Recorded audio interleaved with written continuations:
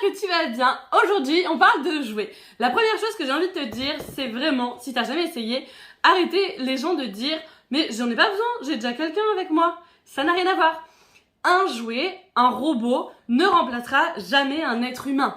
Ses émotions, son corps, je sais pas, enfin ça n'a rien à voir, c'est impossible. Ça fait des années maintenant que je te parle sur les réseaux sociaux de tout ça, de joie, parce que pour moi c'est hyper important déjà de connaître son corps.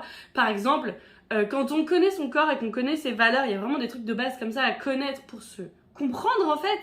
Et ben quand on se comprend, on arrive mieux à gérer certaines situations. Cette vidéo en fait, c'est Lilo qui m'a offert ces deux jouets, c'est moi qui leur ai demandé parce que je connaissais celui-là et que je l'aime beaucoup déjà et que j'avais envie de tester celui-là parce que Shaker Maker m'en avait parlé. Ce sont des stimulateurs clitoridiens, c'est pas du tout en intra, enfin genre on se rentre à rien, c'est vraiment des jouets de contact en fait et ça ne fait pas mal. Il y a une vieille croyance qui dit que si on utilise trop longtemps ou trop tout le temps, on va plus pouvoir ressentir de choses. Vraiment c'est faux, ça fait 15 ans que j'en utilise et je ressens toujours plein de choses, il n'y a pas de problème. J'ai reçu au mois de décembre, on est au mois de février et je vais donc t'en parler dans cette vidéo. J'avais pas envie que ce soit que une vidéo là-dessus parce que ça pourrait être un peu creux ou quoi, mais j'avais envie que ce soit aussi une vidéo sur ce que j'ai appris en 22 ans d'existence de couple. Et avant ça, je te présente du coup ces deux jouets. Alors celui-là c'est le Scylla Cruise et celui-là c'est le Sona 2 Cruise. Ils existent en plusieurs couleurs les deux, donc ça pour le coup tu peux aller voir sur le site de Lilo, il y a plein de choix possibles, trop cool. Celui-ci il a 8 modes différents de vibrations, vous savez, soit ça fait bu, soit ça fait bu, soit ça fait bu, des trucs comme ça quoi.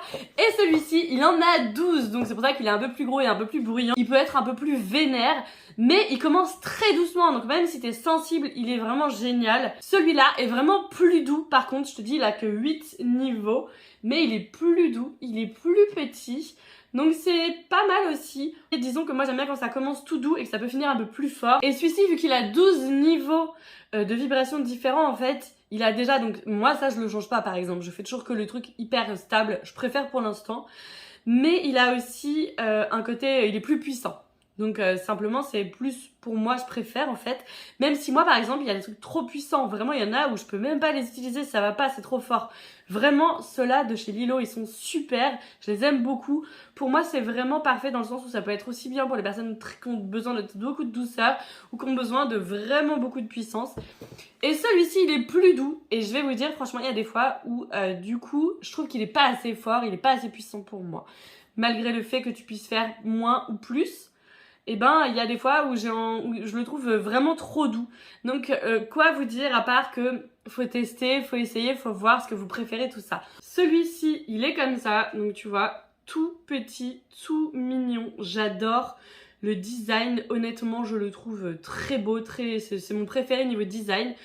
Là il y a le moins, là il y a le plus et au milieu on met en marche ou en off.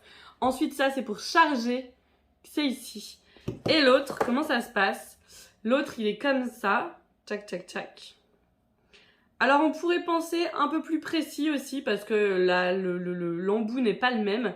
Moi, ça m'a pas gêné le côté précision. Il n'y a pas de problème avec ça. Les deux, je les trouve vraiment englobants et cool et pratiques. Mais si vous préférez que ce soit peut-être plus précis, celui-ci sera peut-être mieux pour vous. Les boutons sont là, le moins est là, le plus est là. Et au milieu, il y a ça. Et il est sublime. En fait, honnêtement, les deux sont absolument magnifiques. Niveau maintien, celui-ci, bah tu le tiens comme ça. Celui-ci, tu le tiens comme ça. Donc c'est vraiment des maintiens, les deux sont géniaux. Celui-ci étant quand même un peu plus discret, un peu plus petit en termes de taille. Mais c'est pas non plus des monstres, donc voilà. Non mais excusez-moi, mais en fait tu reçois ça, tu reçois clairement un bijou. Enfin c'est magnifique, j'aime trop. Donc voilà, ce petit moment de publicité est terminé. J'espère vraiment que je vous aurai convaincu dans le sens où ça peut changer ta vie, même la vie avec ton partenaire. C'est génial d'avoir ça et de se l'offrir et de se... Ouais, c'est ça, et de vraiment prendre du temps pour soi en fait. C'est trop important. Dans les trucs que j'ai envie de vous dire par rapport au couple, alors c'est tout à fait une proposition avec beaucoup d'humilité que je dis ça parce que je crois qu'on a eu beaucoup de chance avec mon mari de se rencontrer et qu'on est aussi hyper tolérants l'un avec l'autre. Je crois aussi qu'on a tous les deux cette quête de kiff et cette quête de, même si on est mariés, même si on a des enfants, de vouloir avoir une vie qu'on kiffe, de vouloir être heureux. Et même si on prend énormément de risques la plupart du temps dans nos métiers et tout ça, voilà, c'est quelque chose qui fait sens pour nous. Et ça, je le dis parce que c'est pas tout le monde qui aurait accepté, par exemple, que je fasse ce genre de vidéo, ou pas tout le monde aurait accepté que je devienne entrepreneur, alors que j'avais un métier qui me plaisait et tout ça, et qui me rapportait de l'argent. Et puis même au niveau de tout ce que je fais, le fait de s'exposer, tout ça, en fait, il accepte que je sois comme je suis, avec mes TDA, avec ma folie, avec plein de choses, et c'est important. Et j'accepte aussi qu'il soit comme il est. On est hyper différents, lui et moi, même si on est tous les deux un peu jetés quand même. Mais ce que je veux dire, c'est que, voilà, la vérité, c'est que le premier truc, c'est la tolérance et l'acceptation de l'autre. J'aimerais en profiter pour vous annoncer, pour vous dire qu'on ne change pas les gens, et que surtout, on faut pas, alors c'est une injonction, mais ça fait du mal quand on essaye de changer l'autre ou de le sauver, c'est pas notre rôle. Moi, mon mari, il est pas là pour m'aider dans toutes les situations, pour me sortir du pétrin, pour toujours me dire que je suis ci, que je suis ça. En fait, on est une équipe et je vois vraiment les choses comme ça. Je me dis vraiment, on est là pour se soutenir, pour s'aider. Maintenant, par exemple, je sais que j'essaye vachement de faire attention à ne pas le prendre pour mon psy, par exemple, parce que même si je dois lui parler et être honnête avec lui et tout ça, lui, il a aussi envie que je sois une meuf, voilà, qui est confiante, qui kiffe et tout ça, et qui voit que le truc que je fais, ça m'anime et tout ça. Je vous dis ça parce qu'il y avait des moments où j'étais tout le temps en mode genre, oh, je disais que le négatif, parce que forcément, notre couple, c'est notre personne de confiance. C'est comme les enfants. Les enfants, quand on va les chercher à l'école le soir, ils déchargent tout sur nous, parce qu'en fait, on est leur personne de confiance. Et il y a juste un truc que je me dis souvent, c'est en fait, si je vais pas bien, je peux le dire à mon mec, je peux le dire à mes amis. Le plus important, c'est quand même que je le dise à une psy ou à un psy, à quelqu'un d'autre. Enfin, je veux dire, ils ont pas, les gens avec qui on est, ils ont pas à supporter toutes nos angoisses et tout ça. C'est un truc que je trouve hyper important parce que on a tendance parfois à ne pas oser se faire aider, à ne pas oser, je sais pas, prendre un coach, prendre un psy ou des choses comme ça, aller chez le médecin, blablabla, et à tout faire porter sur l'autre. Et je trouve que c'est important de se dire qu'en fait, on n'a pas la responsabilité de toute la vie de l'autre sur nous, on peut pas faire les choses pour elle, eux, c'est pas possible.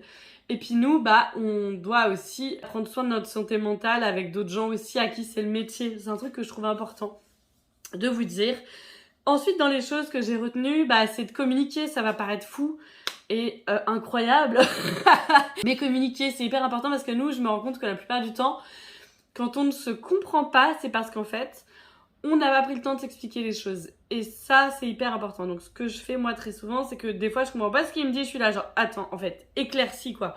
Limite, faut que j'écrive des trucs pour comprendre ce qu'il me dit parfois parce que je suis pas, genre, connectée à son cerveau et tout. Et même, au niveau de l'organisation, on a un Google Agenda partagé. C'est génial parce que je sais ce qu'il doit faire. Quand il met un nouveau truc, on se le dit. On partage le truc, on se met des alarmes, des machins. Enfin, en fait, s'organiser et communiquer, c'est hyper important. Ça peut paraître un peu fou, mais quand t'as des enfants et que tu dois partager des choses, des tâches et des bidules, c'est trop important. Donc voilà. Si communiquer pour tout ce qui est ce thème-là, c'est hyper important. Se dire ce qu'on aime, se dire ce qu'on n'aime pas, se dire quand on a trouvé que les choses étaient abusées. Il y a quelque chose que j'aime bien, moi, en coaching comme ça, pour communiquer, c'est réfléchir à tes besoins. Quand tu as une telle émotion, quel besoin n'a pas été assouvi en fait? Et dire quand il y a un truc qui va pas avec l'autre dans notre communication, dans notre relation, il y a un truc, par exemple, tu as besoin de reconnaissance et tu as l'impression que ton émotion de colère que tu as envers la personne qui partage ta vie, en fait, elle vient de la reconnaissance que tu n'as pas. Et tu vas le dire, en fait, je me sens pas reconnue dans ce que je fais. En fait, je me sens truc. En fait, je me sens bidule. Il y a des tableaux de vos valeurs qui sont sur Internet, vous trouverez ça.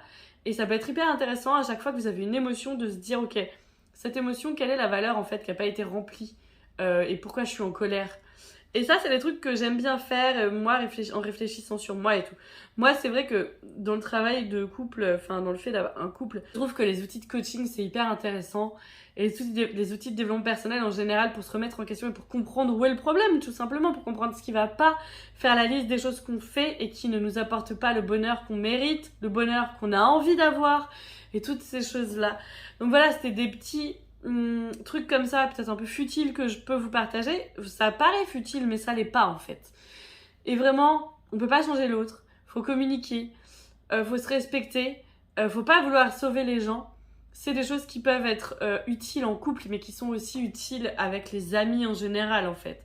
S'accepter, ok, moi j'ai tel truc, j'aime tel truc et je fais tel truc. et ma frontière elle est là, ma limite elle est là, et tous ces trucs là ça va vraiment aider toujours ça nous aide en fait à vivre. Il y a aussi la liberté qui est importante, et ça c'est quelque chose qui pour moi est fondamental. C'est-à-dire que mon mari il a des potes, j'ai des potes, on les voit pas tous en même temps, il sort, on fait pas tout ensemble, et accepter que l'autre n'est pas soi-même en fait, accepter que l'autre il a une vie et que il fait plein de trucs pour lui ou pour elle, et que c'est super comme ça, et que c'est comme ça qu'on a des choses à partager et tout ça. Alors je sais qu'il y a des couples qui veulent tout faire ensemble et tout ça, hein, c'est pas, je suis pas en train de vous dire faut le faire ou faut pas le faire, je suis en train de vous dire que faut s'aimer soi-même en premier, et faut kiffer les choses en premier. Moi je sais qu'il y a j'aime des choses que mon mari n'aime pas, et il aime des choses que j'aime pas. Genre moi je suis fan de spiritualité et d'ovnis et plein de choses comme ça, lui pas du tout.